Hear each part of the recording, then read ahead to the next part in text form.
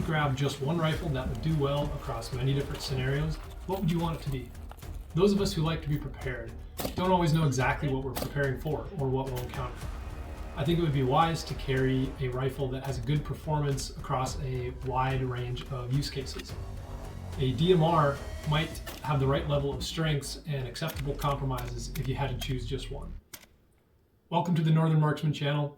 Today we're going to talk about three different rifles: the FN SCAR 17, the Daniel Defense DD5V3, and an Aero Precision M5E1 build. I say DMR, or Designated Marksman's Rifle, but that's kind of a loose term. I'm talking about a rifle that's accurate and lethal at long range, but that's still usable up close. My priorities are reliability, accuracy, and size and weight. That led me to these three 16-inch 308 gas guns. For the comparison, I decided not to leave each rifle as it comes from the factory, but to set them up how I want them. Out of the box, they all left a little something to be desired, so I wanted to see each rifle to its fullest potential. Most of the time, I use this Night Force ATACR 1-8 with a piggybacked Holosun 509T, or this Night Force NX8 2.5-20 with an offset Aimpoint Acro P1.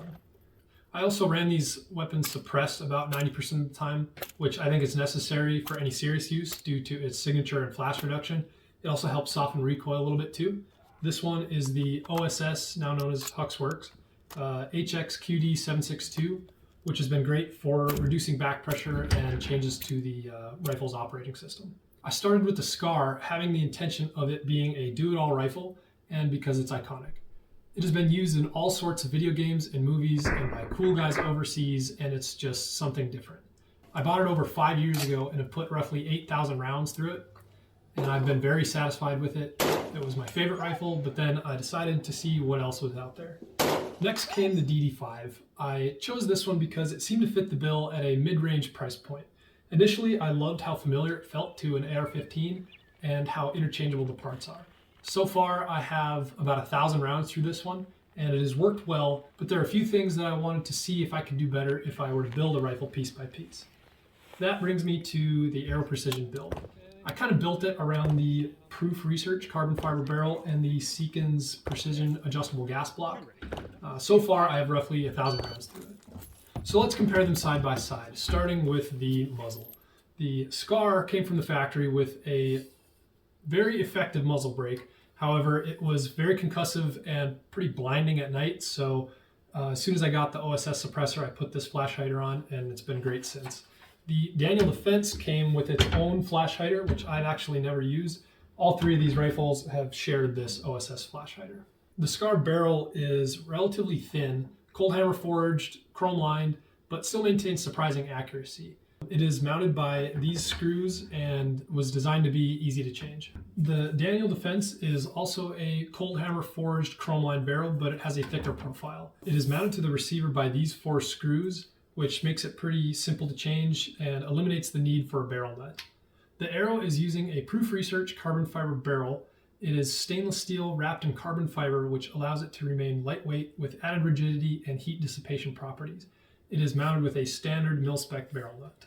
The SCAR has a 2-position adjustable gas block for a short stroke piston operating system.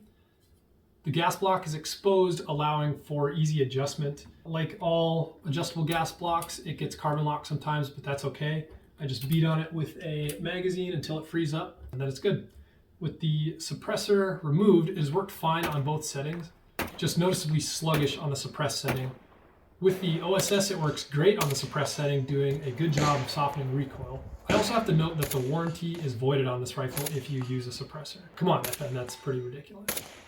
The Daniel Defense has an intermediate length gas system with a 2-position adjustable gas block, which is one place I think this rifle falls short. It's better than a non-adjustable gas block in this case, but with the variety of ammo and suppressors out there, it's kind of hard to get it just right. It's only adjustable with an Allen wrench, which I keep one of those stored in the pistol grip, but I much prefer toolless adjustability whenever possible.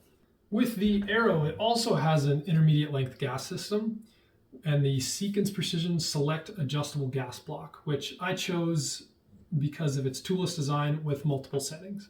This gas block allows me to tune the rifle to the perfect gas setting to cut back on gas and soften recoil without sacrificing reliability when either unsuppressed or using any kind of suppressor across all types of ammo. With the adjustment lever, it didn't fit under the handguard, so I decided to go Bubba and cut a little notch out of the handguard to be able to reach it, which has worked great so far. Like the SCAR, this one gets carbon lock sometimes, but you can just stick something in the end like a bullet tip and use the leverage to break it free. The SCAR comes with this built-in foldable front sight post, which is nice if you're into that sort of thing. I never find myself using it because I've always had two sighting systems on this rifle.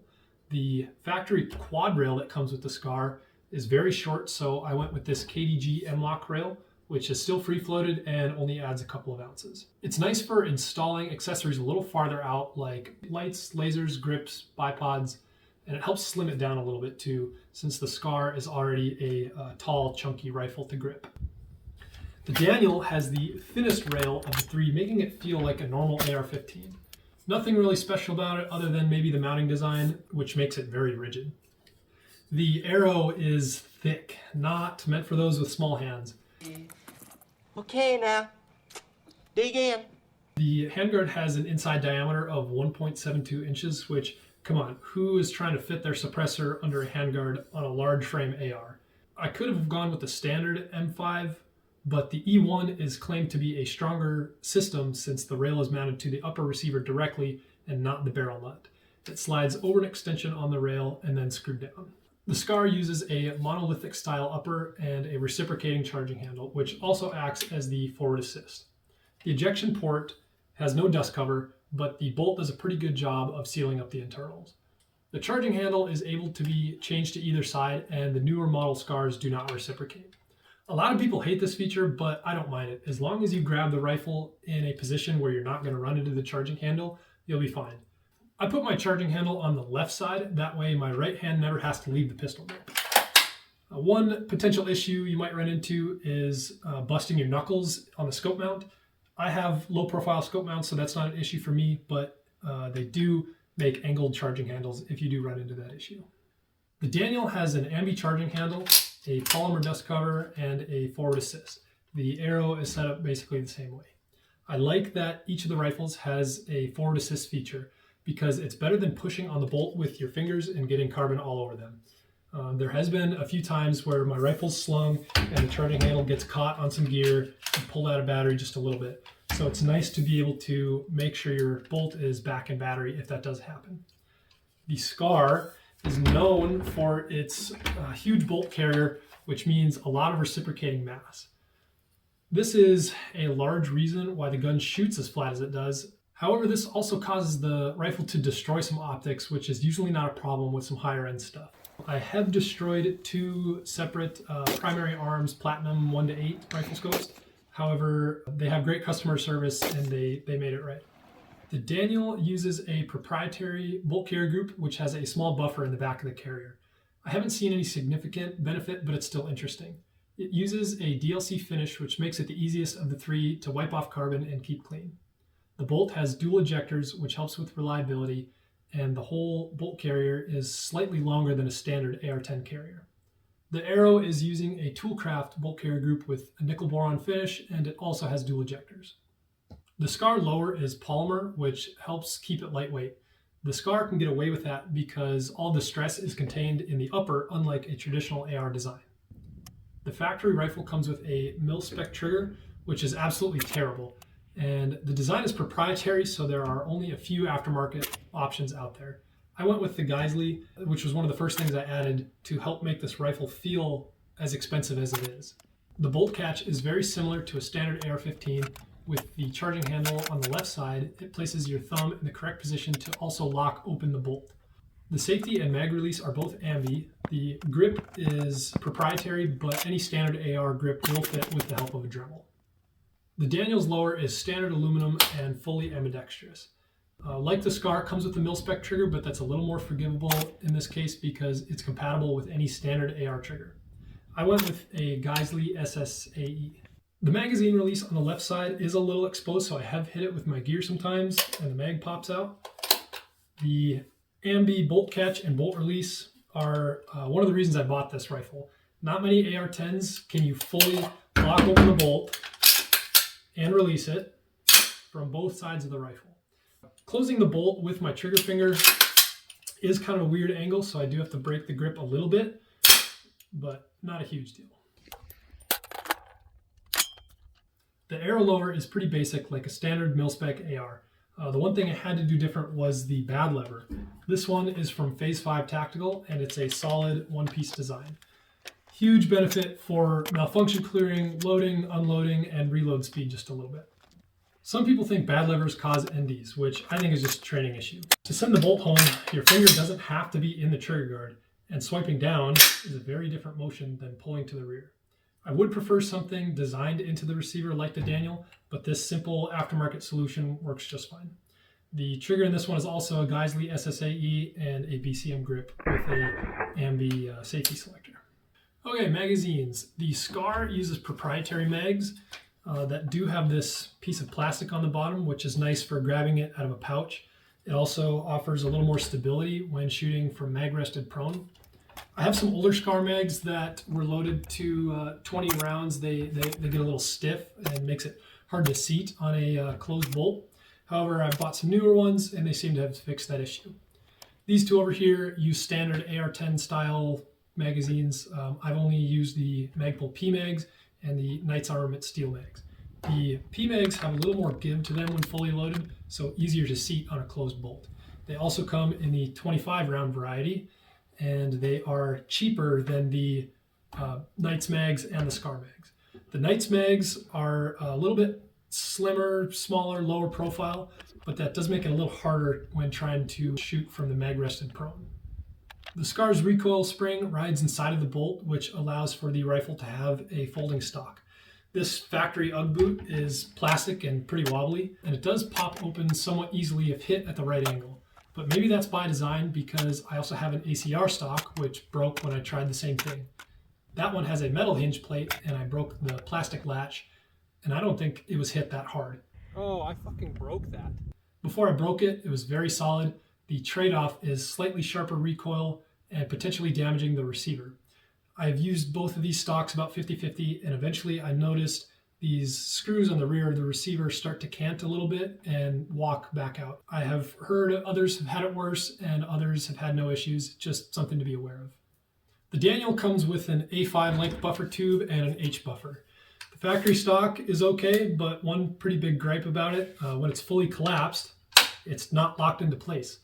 That was an issue for me once when I had a small batch of some bad ammo. Side note, if you reload for gas guns, use a small base sizing die or this will happen. Which caused me to mortar this rifle a few times. One of those times, it was fully collapsed and the buffer tube shot through the back of the stock, ripping this pad in half. Luckily, they included another spare pad, still just kind of a bad design. This one is also rounded, which personally I'm not a big fan of, so I usually end up using the Voltor stock. The Aero also has a A5 length buffer tube and an H buffer. I chose a Springco red, and I also have been using a tub flat wire spring. I haven't noticed any large significant difference between the two, but the tub spring is advertised to last longer. I also went with a Voltor stock because it's very rigid and it has a nice cheek weld. The SCAR has sling attachment points at the front and rear of the receiver on both sides.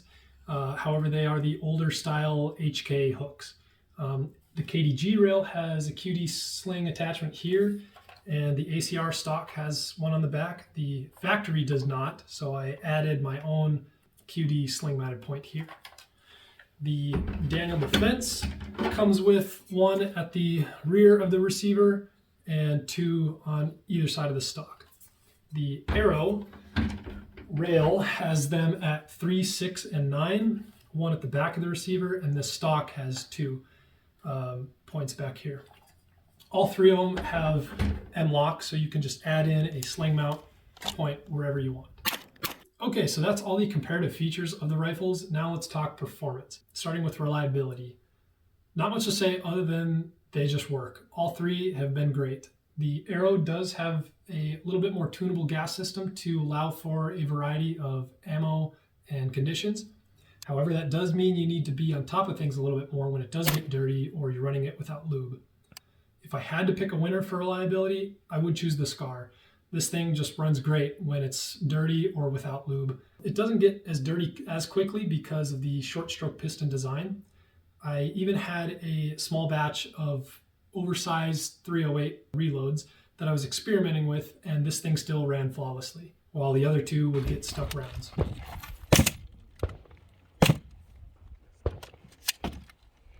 That's a stopper. Okay. So that says something about the SCAR, since not all ammo you shoot may be exactly perfect.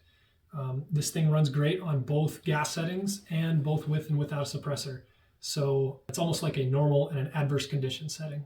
Okay, let's talk accuracy. There are a few disclaimers I want to put out before you guys start overanalyzing this, so let me just get that out of the way first. One is that I shot 2 tests because this is the first one, and I really should have done a better job. I was at a public range and I was rushed, and whatever, I chose to include it because there are a couple points that I want to bring up. The number written in Sharpie next to each group is just the size of the group in inches. All targets were shot at 100 yards. For this first accuracy test, they were all unsuppressed except for that 4th group. The first group at the top with the SCAR and the Daniel Defense, I accidentally flip-flopped those. The 178s and the 147s are both my reloads. I didn't do anything special. I just loaded them to mag length and then found a safe pressure to work at. So no special load development there. One of the points I want to bring up is the suppressor shift. So on all 3 rifles, I shot the first group of 178s without a suppressor and that second group with a suppressor. Firstly, the SCAR had a major suppressor shift of about 3 inches to the left. I only somewhat recently noticed that large of a shift because it used to be pretty close when adding a suppressor. The Daniel Defense had almost no point of impact shift with the suppressor. I believe that is due to the barrel design, and this is the most rigid barrel of the 3. The Aero had a point of impact shift of about 2 or 3 inches low. These are the results from the second test that I did. I feel like this was a much better test because I took my time, I recorded velocity, I had a good rest, and I overall got much better groups. The ammo that I used was all factory, 175 grain gold medal match, 168 grain federal match ammo, and then M80 factory ball ammo. Overall, these groups are about what you'd expect from this type of rifle, about 1 to 1.5 MOA, which is plenty accurate for the distance that your bullet would still be effective as far as terminal performance goes. And yes, I realize the size of the group would definitely open up if I were to shoot 10 or 20 round strings, but 5 is a good enough sample for this purpose. If I had to pick a winner for accuracy, I would say the Daniel Defense. It seems to group slightly smaller, and it also had no POI shift with and without the suppressor. Shooting long range with these guns is fun. Each rifle is plenty accurate and can hit a 2/3 IPSC at 550 yards with ease. I have shot PRS matches with each of these rifles, and they all performed about the same. Not the ideal PRS gun, but I really wanted to push the limits and see what would happen. It was kind of hard to manage recoil enough to see the bullet splash most of the time, and wind calls were a little tricky with a slow moving 308. For shootability, the Aero and the Daniel are pretty similar in their felt recoil and controllability. Pretty soft shooting, but they're still 308 rifles. The SCAR's recoil impulse is unique with that massive moving bolt, helps keep you right on target. For example, shooting a bill drill, the reticle hardly moves. I shot the T-Rex Arms equipment shakedown drill with all 3 back-to-back, and they performed pretty close.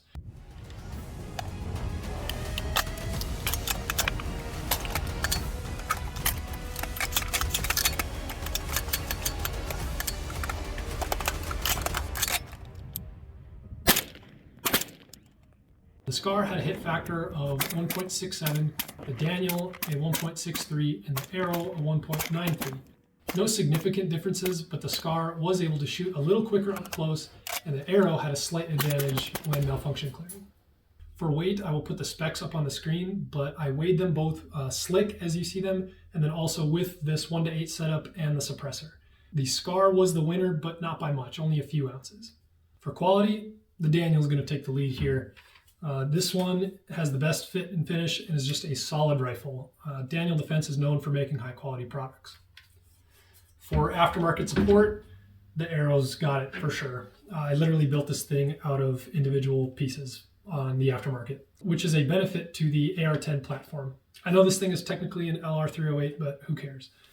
The Daniels upper rail and barrel kind of lock you into those parts, but when I wanted to upgrade, I was able to. The SCAR from the factory really needed some work, mostly the trigger and the rail. There are a few companies out there that make everything you'd want to upgrade on a SCAR, but overall not many options. It's still disappointing to have an already expensive rifle that requires so many upgrades to be at its peak. Which brings me lastly to cost. When I bought the SCAR, the MSRP was about $3,200, and currently it's about $3,750. Add on another $350 for the rail and another $300 or so for the trigger. This is the most expensive option for sure. The Daniel was about $2,700 at the door, and let's add maybe another $200 for the trigger. The Aero ended up being about $2,450 as is. I just had to put it all together. And some money could easily be shaved off by choosing a different barrel. So the Aero wins at best value since I got everything I wanted for the lowest price. I realize I'm very biased in this review, that I bought everything based on my wants and expectations. So this is not the most scientific or objective comparison. I just wanted something to fit a role, and I decided to branch out from just one rifle to see what else is out there. Overall, each one fits my criteria for being reliable, accurate, and not ridiculously heavy. So it's hard to pick one winner. My favorite is the SCAR because it's iconic and it's fun to shoot. It's something different, and I've always wanted one since I played Modern Warfare 2. However, if I had to choose one, I would go with the Aero Precision build. It is the most versatile, with the gas system allowing for all types of ammo and suppressors to be used. It has the best aftermarket support for replacement parts in the long run, and it is the best value or bang for your buck. Again, all three rifles are great, and I would be happy to have any one of them.